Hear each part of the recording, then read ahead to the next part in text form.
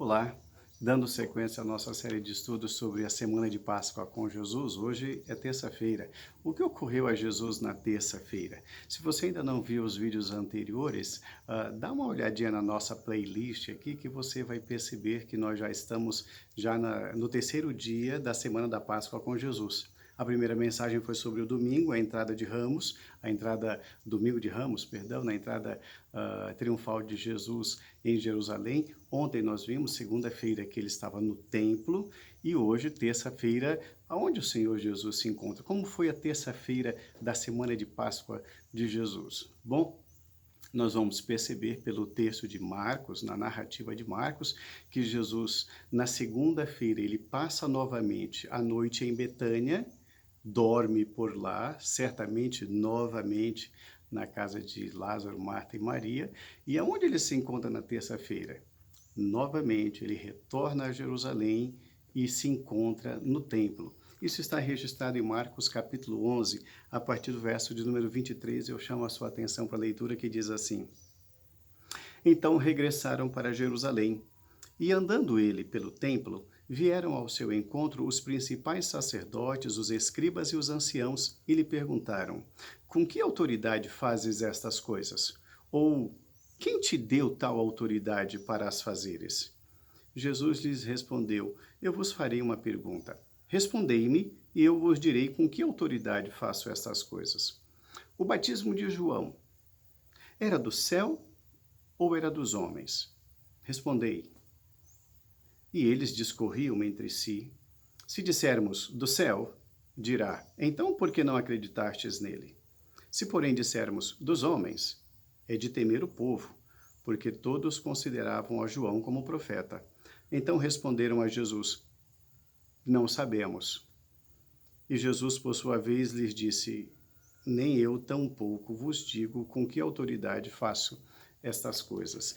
Esse texto é muito interessante e o desenrolar desse texto também é interessante, irmãos, porque nos narra, na terça-feira da semana de Páscoa de Jesus, que houve uma consequência ou consequências surgiram após o que Jesus Cristo fez na segunda-feira. O que Jesus Cristo fez na segunda-feira, no dia de ontem, no caso, Jesus Cristo entrou no templo e expulsou os vendilhões do templo, os mercadores. Vimos isso na reflexão de ontem. Então aquilo trouxe um alvoroço muito grande com aquela liderança judaica, né? Então, quando Jesus Cristo retorna ao templo na segunda-feira, na terça-feira, perdão, que é o texto que nós estamos analisando hoje, aquele grupo então foca em cima de Jesus. Eles vão para cima de Jesus e eles tentam intimidar Jesus e eles fazem essa pergunta: com que autoridade tu fazes essas coisas? Em outras palavras, eles estavam dizendo o seguinte: olha, aqui as autoridades somos nós, não é? E ninguém te deu autoridade, então quem você pensa que é? Não é? Quem foi que te deliberou? Me mostra aí que está assinado por alguém. Com que poder você faz essas coisas? Quem te deu a autoridade? Com que autoridade? Aqui nós dominamos, esse é o nosso espaço, esse é o nosso território. Quem você pensa que é de vir para cá e dizer como devem ser as coisas? Não, aqui o esquema é nosso, você veio para quebrar nosso esquema. Aqui era uma espécie ali, irmãos, aqueles homens estavam fazendo uma espécie de delegação do Sinédrio, né?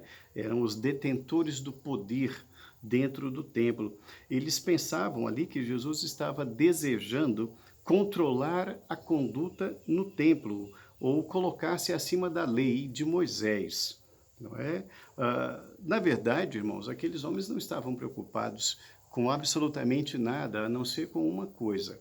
A única preocupação daqueles homens era com a quebra do fluxo de lucro, a quebra do fluxo de negócios, que naquela época das festas aumentava consideravelmente esse fluxo. E não nos esqueçamos, era a semana da Páscoa, então eles já estavam fazendo planos com a verba que iria entrar. Então Jesus Cristo vem e manda aqueles homens todos embora. Então os donos do negócio, na verdade, tomam as dores daqueles mercadores e falam: o que é que você pensa que é para estar fazendo isso?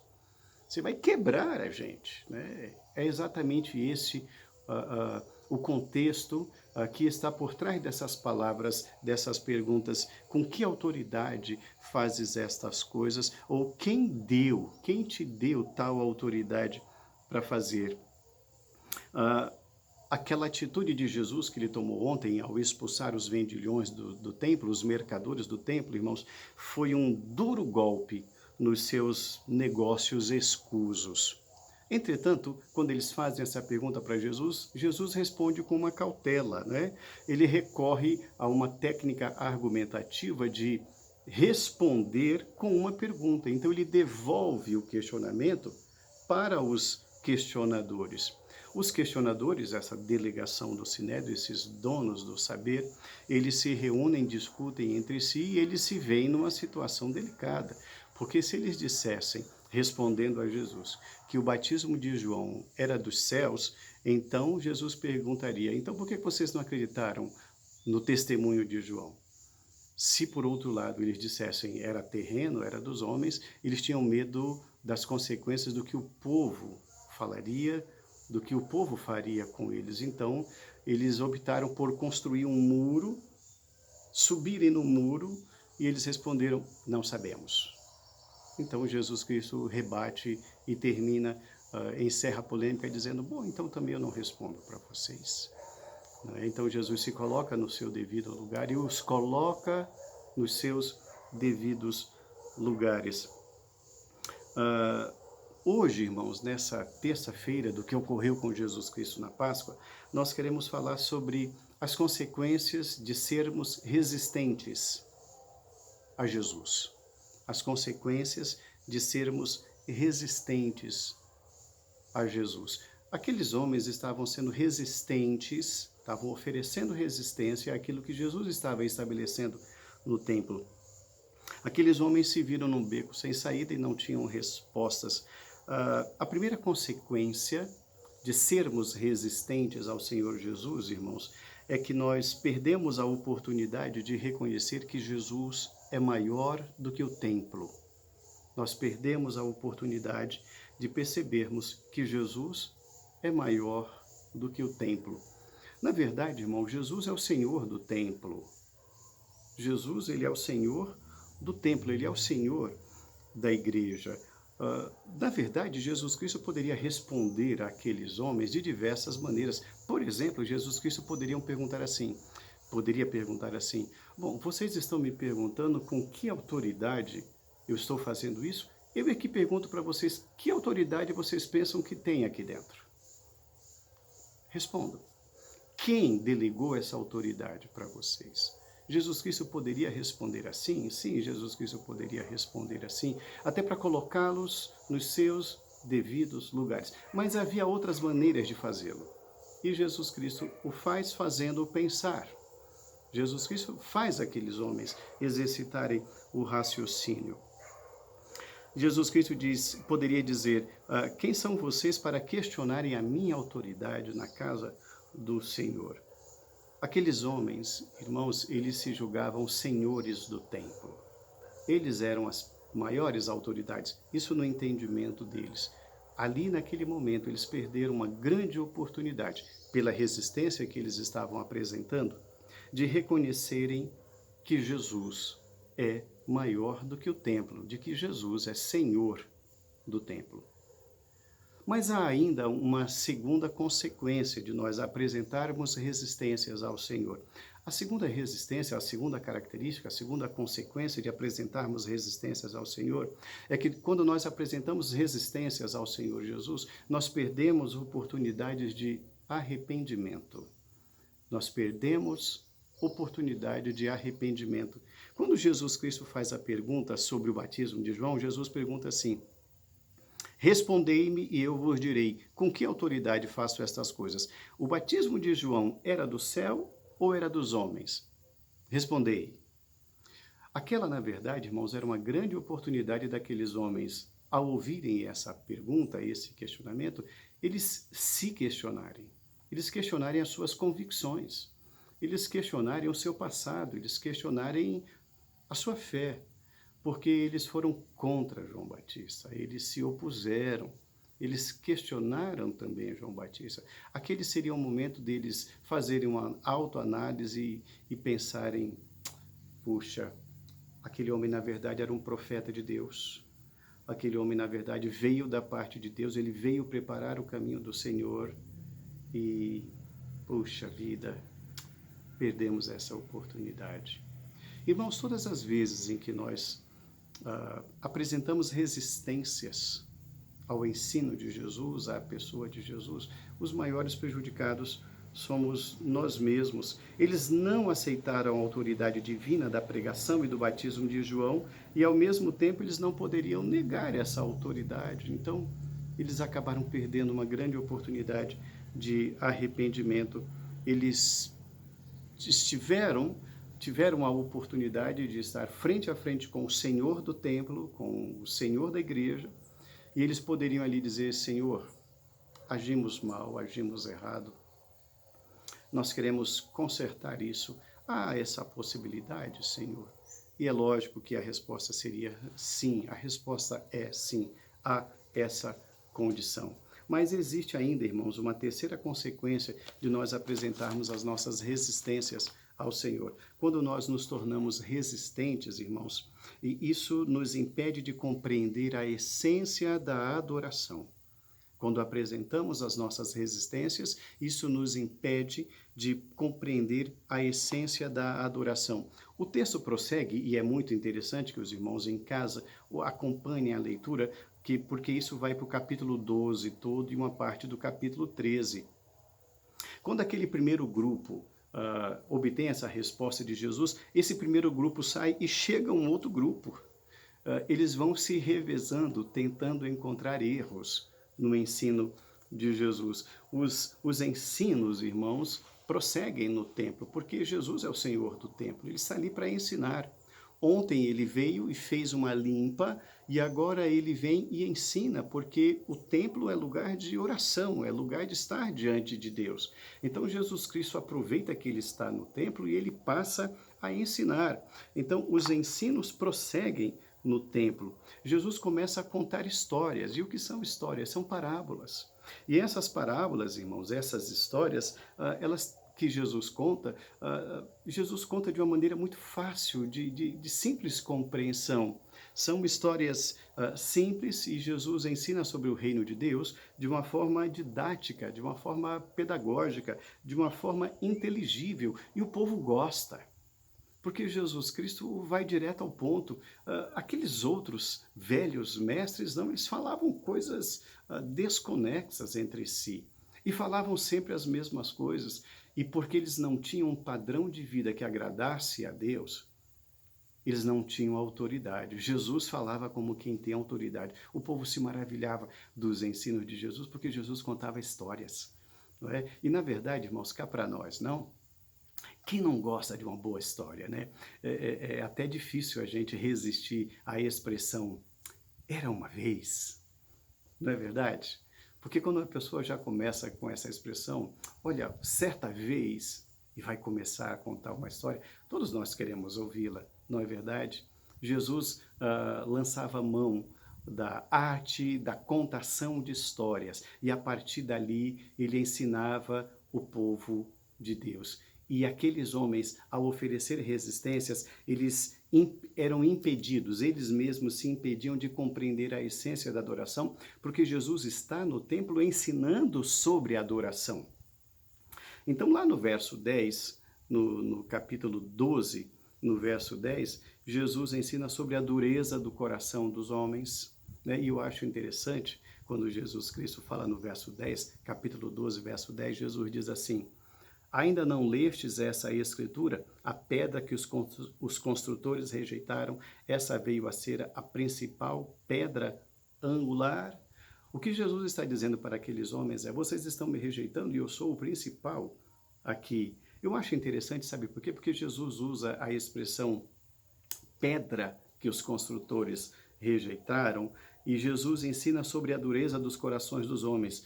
Jesus é que é a pedra rejeitada, mas a pedra, na verdade, a pedra é o coração dos homens resistentes ao Evangelho.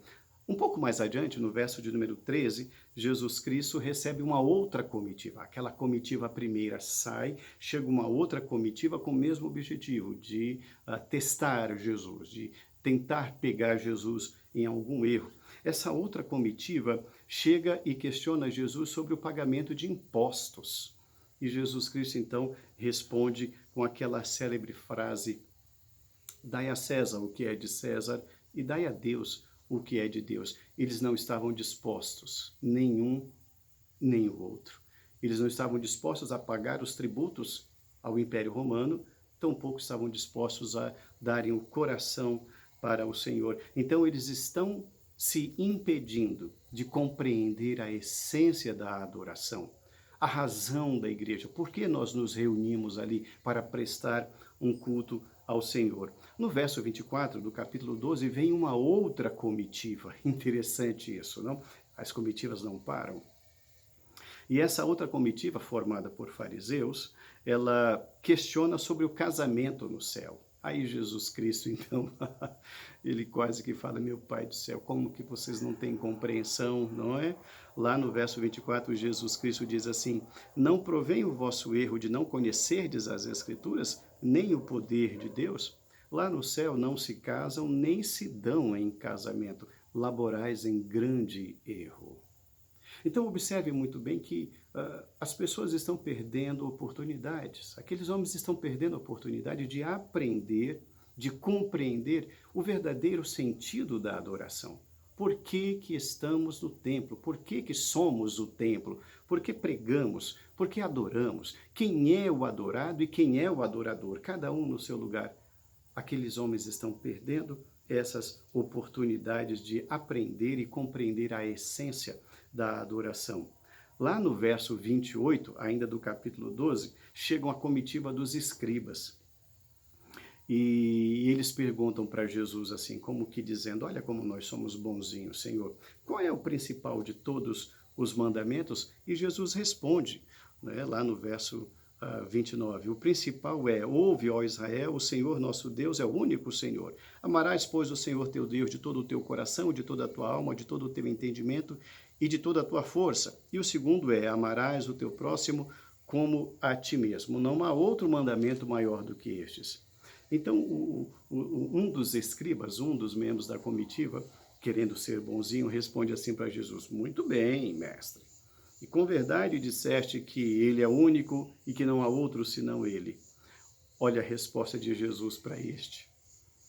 Vendo, lá no verso 34, vendo Jesus que ele havia respondido sabiamente, declarou-lhe: não estás longe do reino de Deus. Depois dessa, ninguém mais ousava responder ou interpelar Jesus. Jesus continua ensinando no templo. E nós estamos falando que a nossa resistência nos impede de compreender o verdadeiro sentido da adoração. Lá no verso 37, Jesus Cristo fala da sua autoridade. No verso 38, Jesus Cristo agora volta-se para o povo e aponta para os escribas, dizendo: guardai-vos dos escribas. Tomem cuidado com esse povo. E Jesus explica o porquê. Guardai-vos dos escribas que gostam de andar com vestes talares e das saudações nas praças e das primeiras cadeiras nas sinagogas e dos primeiros lugares nos banquetes, os quais devoram as casas das viúvas e, para o justificar, fazem longas orações. Estes sofrerão juízo mais severo. Observe muito bem como Jesus Cristo estabelece o lugar de cada um. Entretanto, ele continua ensinando. Por quê? Porque aquele povo está distante do conhecimento. Apresentar resistências a Jesus, irmãos, é impedir o nosso crescimento. Nós aprendemos quando nós nos deixamos levar pelas palavras de Jesus. Jesus continua a ensinar o homem, a ensinar o seu povo sobre a verdadeira adoração, quando ele usa o exemplo da viúva. Lá no verso 41, no capítulo 12, vem uma senhora, e Jesus estava sentado próximo do gasofilácio com os seus discípulos, e o verso 42 diz que veio uma viúva pobre e depositou ali 2 pequenas moedas correspondentes a 1 quadrante, e aí Jesus Cristo chama os seus discípulos e pergunta, e diz, aliás, digo-vos que essa viúva pobre depositou no gasofilácio mais do que o fizeram todos os ofertantes, porque todos eles ofertaram do que lhes sobrava. Ela, porém, da sua pobreza, deu tudo quanto possuía, deu todo o seu sustento. Tem muita gente que tem resistências à consagração do dízimo.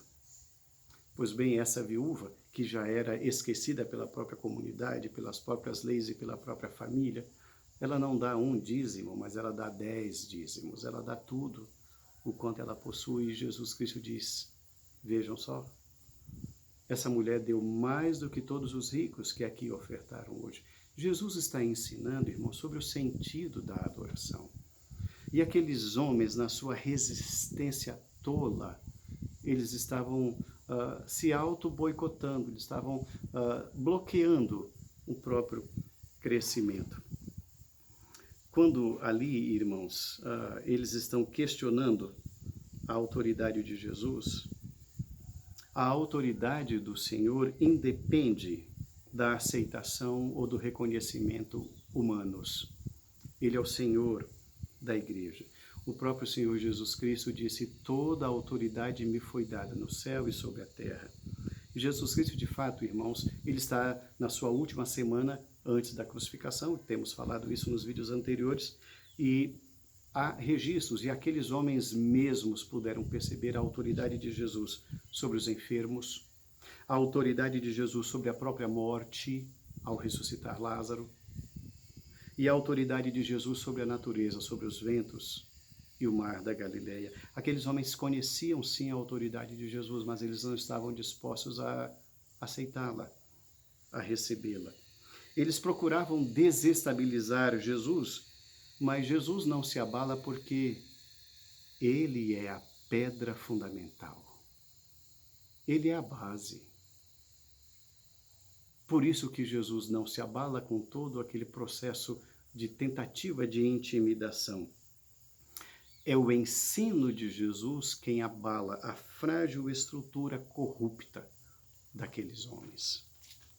Concluindo a nossa reflexão da terça-feira de Páscoa com Jesus, irmãos, Hebreus capítulo 3, versos 7 e 13, o autor diz assim, hoje, se ouvires a sua voz, não endureçais o vosso coração, como ocorreu na rebelião durante o tempo da provação no deserto. Exortai-vos mutuamente, cada dia durante o tempo que se chama hoje. O tempo que se chama hoje. A fim de que nenhum de vós seja endurecido pelo engano do pecado. Terça-feira de Páscoa com Jesus. Estamos analisando hoje, concluindo a nossa reflexão, irmãos, dos perigos de resistirmos aos ensinos de Jesus. Estamos vendo que nada disso é bom. Resistir, irmãos, nos impede de perceber e reconhecer que Jesus é maior do que o templo, de que Ele é o Senhor do templo. Resistir ao Senhor nos leva a desperdiçar uma preciosa oportunidade de arrependimento para consertar o nosso futuro. Resistir ao Senhor nos impede de compreender a essência da adoração. Eu quero desafiar você nessa terça-feira de Páscoa com Jesus a repensar exatamente sobre isso. O papel de Jesus na igreja, o lugar do Senhor na adoração, a nossa posição diante do Evangelho, diante das orientações, diante de todo o sacrifício do Senhor Jesus Cristo. Eu quero desafiar você que hoje está sendo impactado por essa palavra, a não ser resistente aos ensinos de Jesus. Pelo contrário, deixe-se quebrantar. O objetivo do Senhor Jesus, como temos aprendido, é oportunizar o arrependimento. Jesus Cristo, ele veio para perdoar, ele veio para acolher, ele veio para salvar, ele veio para aqueles que estão se arrependendo. Se hoje você está se arrependendo de algo, de suas resistências, de suas reflexões, de suas convicções do passado, que bom. Hoje, aproveite essa oportunidade. A Bíblia nos fala que o tempo se chama hoje. Uma decisão tem que ser tomada hoje, porque nós não podemos resistir. A graça do Senhor, ela é sim irresistível. Vamos aprender a adorar o Senhor. Eu quero desafiar você a ter mais tempo para as Escrituras. Jesus Cristo fala que o erro daqueles homens era porque eles não conheciam as Escrituras. Vamos estudar as Escrituras, vamos ler, vamos ter tempo para aprender, para refletir, vamos pedir a Deus sabedoria, vamos pedir para que Ele nos quebrante, porque tudo aquilo que nós tínhamos como fortalezas precisam ser derrubadas para que o Senhor construa, tendo Ele mesmo, como pedra angular da nossa vida e da nossa fé. Que Deus abençoe muito a sua casa, que Deus abençoe muito a sua família, que Deus abençoe grandemente a sua vida. E amanhã, quarta-feira de Páscoa, onde estará Jesus? Como foi a quarta-feira da Páscoa do Senhor Jesus? Amanhã nós nos reencontraremos aqui. Se você gostou desse vídeo, compartilhe esse vídeo. Se essa mensagem foi interessante para você, compartilhe com os seus contatos. Dá uma passadinha lá no YouTube, na página da nossa igreja, a Igreja Presbiteriana da Bela Vista, aqui na cidade de São Paulo. O nosso objetivo, irmãos, não é crescer em número de inscritos. Não, nós não temos esse objetivo. O nosso objetivo é lançar essa semente. Essa semente sendo espalhada, o reino de Deus vai crescer. Nós não temos a menor dúvida sobre isso. Mas divulgue essa mensagem, compartilhe essa mensagem. Que Deus lhe abençoe em nome de Jesus. Um abraço e até amanhã.